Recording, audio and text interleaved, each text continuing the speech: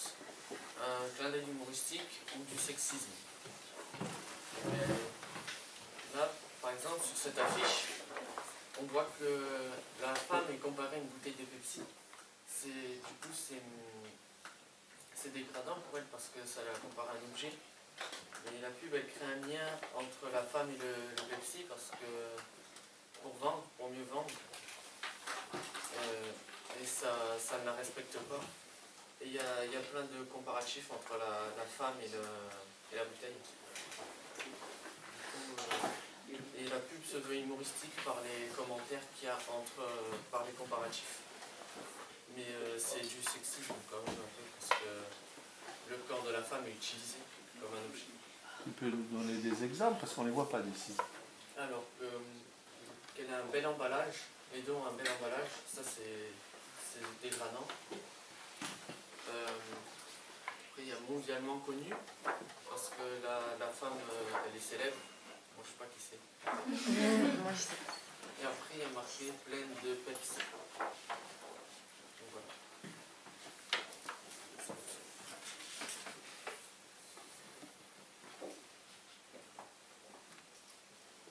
C'est pareil que sur ces deux publicités. On voit que le corps de la femme et de l'homme sont utilisés comme argument de vente pour vendre là une sauce pour salade. Mais on voit que le principal objet de la publicité c'est l'homme et pas la sauce. Et il est utilisé comme un objet de vente, ce qui est assez dégradant pour l'homme. Et là où l'offre généreuse est comparée au fessier de la femme, ce qui est aussi assez dégradant pour la femme.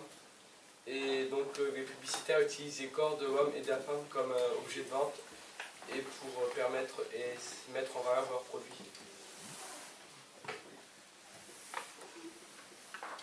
Moi j'ai une autre publicité et en fait du coup celle-là elle est quand même un peu plus humoristique que les autres et c'est un peu moins dégradant.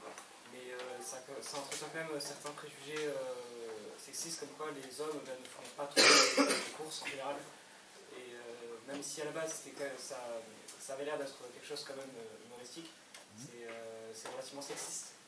Et, voilà. Et le message c'est... Le message c'est... je vais pas dire en fait. Un petit pas pour l'homme, un gros pour sa femme. C'est un peu sexiste même si ça peut être drôle en fonction de qui c'est qui le dit. On peut voir aussi que l'homme il est... c'est pas une crevette. C'est quand même quelqu'un d'assez grand, d'assez fort, et du coup ça permet de mieux vendre le frigo. En l'occurrence le frigo, d'accord. Donc on utilise, malgré l'air d'humour qui est derrière, c'est quand même du sexisme. On utilise le corps, d'accord. Comme il disait, dans les publicités, très souvent, notamment les publicités pour des parfums de drogue, des choses comme ça, on va utiliser l'aspect vraiment très viril de l'homme, un homme musclé, athlétique, grand, et le montrer comme une personne qui va dominer en quelque sorte les femmes, très souvent, ou ce genre de choses. Et donc c'est un aspect très sexiste, qui d'abord met en avant donc, la virilité de l'homme. On n'imagine pas cet homme faire la cuisine ou autre. Un petit peu comme la publicité, celle-ci, regarde. Exactement, oui. Oui, voilà, exactement. Voilà. Et on va aussi, dans le sens inverse, mettre en avant l'hyperféminité de la femme dans certaines publicités. On peut en montrer une. Exactement. C'est pour vendre des appartements. Hein. Voilà.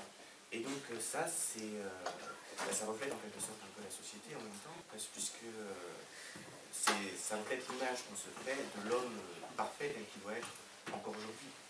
Malgré qu'on sache que c'est sexiste, pour la plupart des gens, un homme parfait, ça va être un homme grand, athlétique, qui a de la carrure, et une femme parfaite, enfin, au niveau physique, ce sera une femme très jolie, qui a de la prestance, et c'est toujours ce qu'on va mettre, qui a un peu une certaine sensualité, c'est toujours ce qu'on va mettre en avant dans les publicités. Et c'est ce qui ça alimente le côté sexiste de la société, je pense. Oui. Moi, cette pub, c'est une pub pour location de voiture. Et c'est un slogan. C'est oui, nous voulons aussi aux femmes. Et sur cette pub, on voit aussi une voiture qui a forcément eu un accident. et c'est la femme qui la conduit. Donc cette pub montre des préjugés sexistes sur la conduite des femmes, mais on peut le prendre aussi comme de l'humour. Et c'est grâce avec cet argument de vente que par exemple si on a envie de louer une voiture, on va directement penser à cette phrase et nous penser donc à cette marque et vouloir louer à cette personne. Et c'est un peu, oui, c'est du sexiste dans les pubs.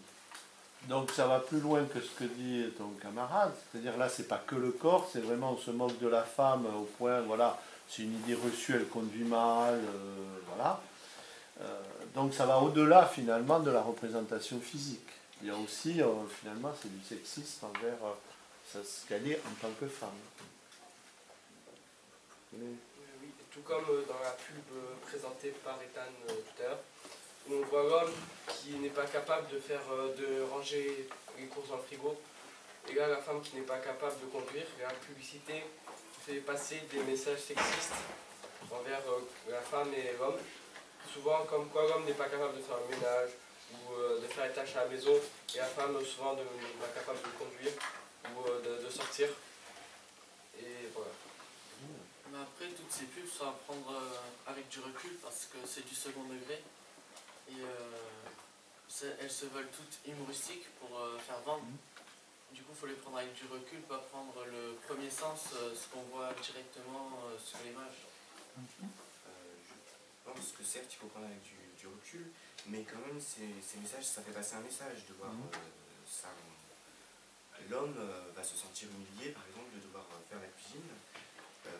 En raison notamment de ces publicités qu'il a vues sur la virilité de l'homme, sa masculinité. Et de plus, la publicité se sert des archétypes de la société moderne. Des clichés. Des clichés. Par exemple, on a une publicité qui a fait beaucoup de polémiques dans les années 2000. C'était pour une nouvelle Audi. Et on voyait un homme, bien sûr elle est connue, on voyait un homme qui conduit donc une Audi, c'était en noir et blanc un peu, pour faire un style un peu rétro, qui conduit une Audi donc, et il passe sur un pont à côté d'une femme. Et on voit passer, et on voit qu'il s'arrête, je crois. Et là, on entend une voix qui dit « il a la voiture, il aura la femme ». En quelque sorte, c'est une publicité extrêmement sexiste, il faut le reconnaître, et c'est pour ça que ça fait polémique, puisque ça appuie sur le côté mercantile, sur le côté matérialiste de la femme. En gros, une femme va chercher un homme qui a de l'argent, c'est ce que ça fait penser. Donc tu n'es pas tout à fait d'accord avec ce que dit ton camarade à côté qui dit qu'il faut le prendre aussi à un humour de second degré. Pour toi, il y a l'idée plus de message qui est franchement sexiste. Ton camarade dit oui, mais il y a aussi le côté humour pour essayer de... Disons qu'aujourd'hui, les publicitaires ne peuvent pas se permettre de faire comme avant, faire une publicité, la ménagère, où on la voit habillée en ménagère.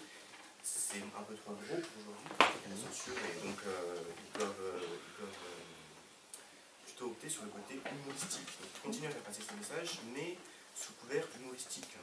Mais le message, lui, il est là, il est présent.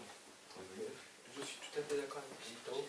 C'est le problème du fait de l'humour, c'est que certaines personnes ne comprennent pas toujours les messages comme sur cette publicité ou celle montrée par Ethan.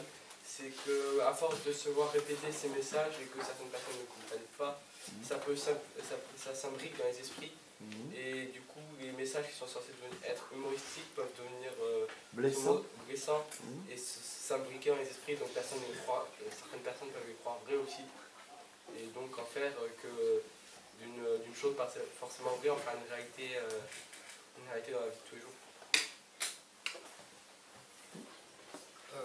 Sur cette publicité, on peut remarquer que c'est une publicité pour de la crème fraîche. Tu peux nous lire le slogan? Babette accompagne les deux poissons pleins d'oseille. Donc on peut remarquer la crème fraîche que c'est pour la cuisine et qu'une femme est associée à cette publicité. Donc ça pourrait signifier que la femme est associée à la cuisine, qu'elle est faite entre guillemets pour cuisiner et non l'homme. Et aussi, d'après le slogan, on peut remarquer que la femme est utilisée comme un argument de vente. Oui. Et le slogan appelle quoi finalement pour la femme? Quelle image il renvoie ce slogan de la femme? Qu'elle est intéressée par quoi finalement? Par l'argent. Elle est utilisée en fait. D'accord. Donc pour toi, c'est une vision dégradante, sexiste, c'est de l'humour. Comment tu pourrais Pour moi, c'est très dégradant. C'est dégradant parce qu'on ne respecte pas les trous. Donc c'est dégradant pour la femme. Cette vision, je reprends le mot de ton camarade, mercantiliste, c'est-à-dire la femme qui recherche finalement la belle voiture, l'homme avec de l'argent. Voilà, c'est assez dégradant. Et dans cette publicité pour assistante téléphonique, il y a un certain préjugé sexiste pour les blonds, parce que le slogan c'est « Face à la technologie, on est tous un peu blonds ». Donc ça montre que comme on n'arrive pas à gérer la technologie, on a besoin d'assistants téléphoniques pour d'articles. D'accord. Et donc, dans la publicité, ils mettent une personne plutôt beau gosse, on va dire, pour donner envie aux consommateurs d'aller chez Darty. Et le logo est marqué en gros, pour rappeler quand même que c'est une pub. Et les mots, on est tous un peu blondes. Qu'est-ce que ça pourrait... c'est un trait d'humour par rapport à quoi? Qu'on a ce préjugé sexiste que les femmes blondes sont un peu... Oui. Et donc là, on reprend cet argument pour un homme, finalement. Donc je repose la question que tu dois débattre. Est-ce que c'est un argument de vente? Est-ce que c'est un trait d'humour? Ou alors c'est franchement sexiste? À double tranchant, autant pour l'homme que pour la femme, selon toi. Moi, je dirais que c'est sexiste. Sexiste, c'est-à-dire que les femmes, finalement, sont un peu idiotes. Il y a certains hommes qui sont aussi idiots qu'elles. C'est ça? Voilà, d'accord. Je voudrais reprendre la publicité de Bastien.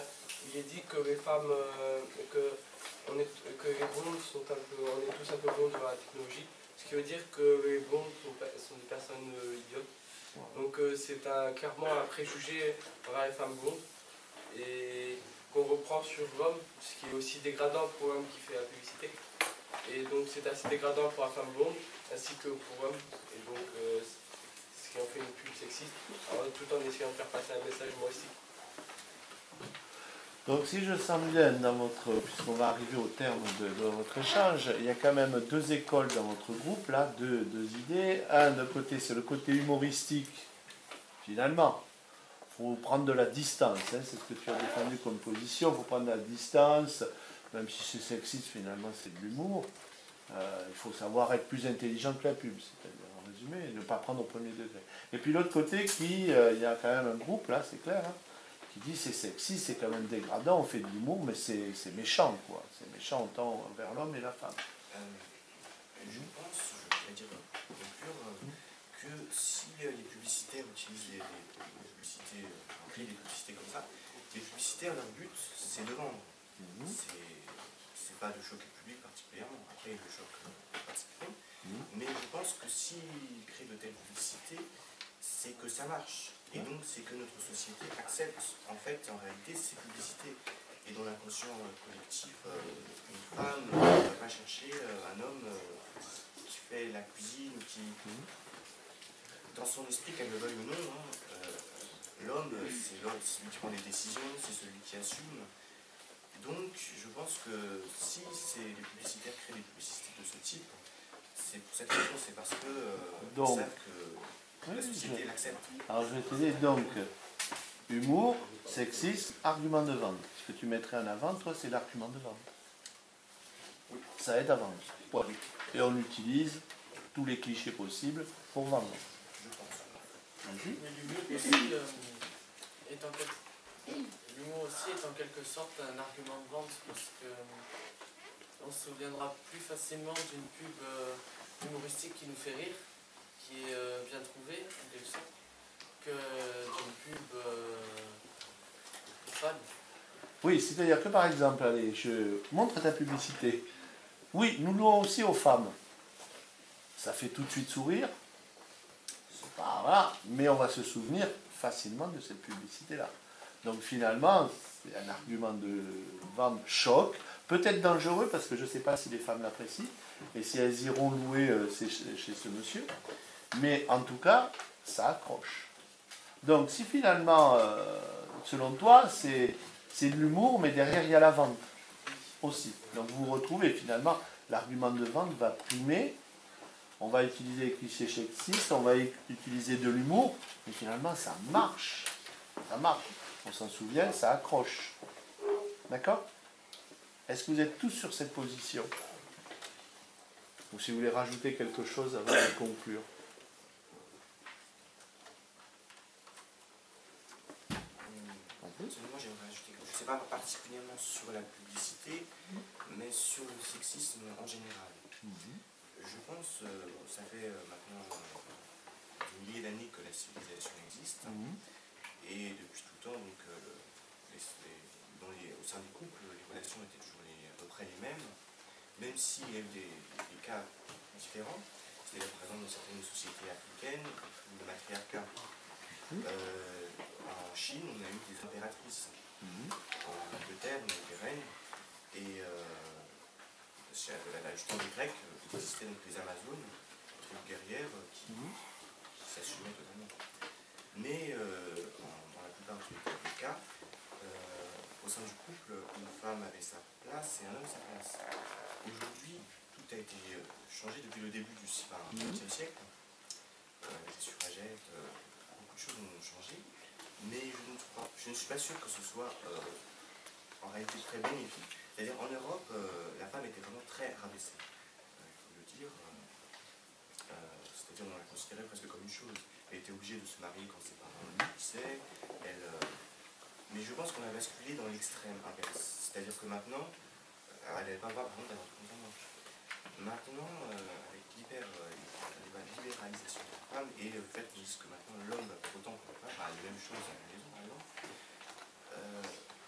la société est totalement bouleversée et les couples n'ont jamais aussi mal marché qu'aujourd'hui. Il faut voir qu'on n'a jamais eu autant de divorces, de femmes seules avec des enfants, et ces choses-là, je pense que c'est en grande partie dû à ça. C'est-à-dire que ça crée des tensions au sein des couples. L'homme se sent plus à sa place, la femme non plus en réalité. Et je pense que ça nuit autant en réalité, peut-être même plus à la femme qu'à l'homme. Parce que l'homme, lui, disons que l'homme, il peut... Enfin, une femme, par exemple, qui va se retrouver avec des enfants à l'âge de 40 ans, elle aura beaucoup plus de mal qu'un homme, puisque dans notre société, qu'on le veuille ou non, les choses privilégient les hommes. Enfin voilà. Non, mais vas-y, tu as développé ta pensée. Mais oui, je suis totalement d'accord avec ce qu'il dit, mais le problème c'est que le fait ne vient pas du fait que la femme soit égale avec l'homme, parce que c'est totalement naturel et normal qu'une femme soit égale avec un homme. C'est le fait que la femme, si elle se retrouve seule à 40 ans, qu'elle ait plus de difficultés à élever ses enfants qu'un homme, ça vient du fait qu'elle aura plus de mal à trouver un emploi à cause des clichés d'employeurs ou bien des différences qui vont sur les salaires aussi entre la femme et l'homme. Et ça vient du fait que la société est actuellement sexiste, en partie sexiste, notamment au niveau des salaires. Quand on voit qu'une femme gagne moins qu'un homme pour un travail égal, c'est pas normal. Et donc, c'est surtout dû à ça. Et puis, de plus, que les couples marchent mal, ça n'a selon moi pas de rapport avec le fait qu'un femme et homme n'arrivent pas à trouver leur place. C'est surtout la société actuelle et la façon de penser qui est plutôt en cause, et non pas le fait que la femme soit égale à l'homme, parce que que la femme soit égale à l'homme est totalement normal.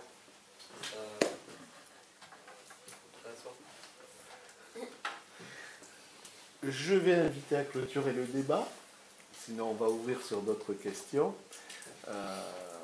C'est bon ?